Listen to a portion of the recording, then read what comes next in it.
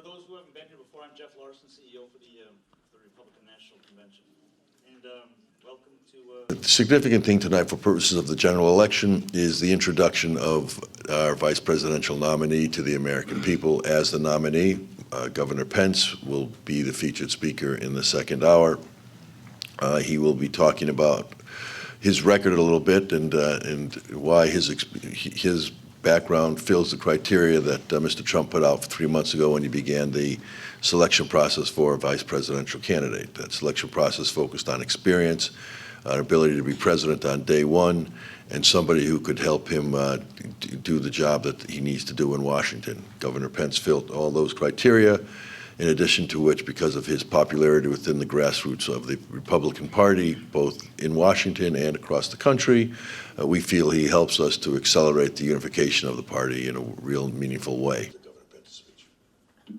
Mr. Trump was very pleased with the results of the nomination process last night.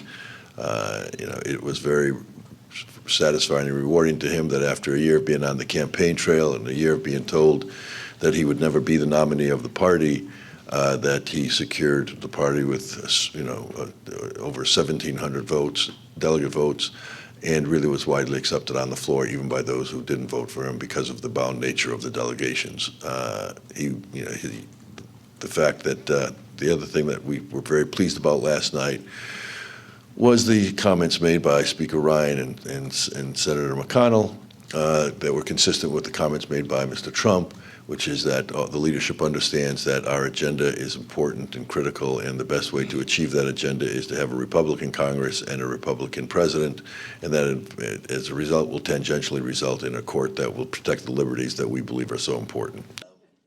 There's a possibility you'll see him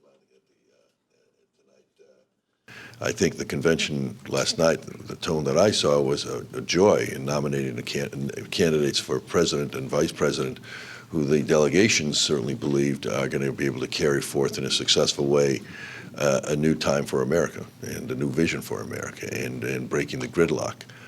So the tone I think that you'll see tonight and tomorrow and consistent with the whole week is one that it's time for a change.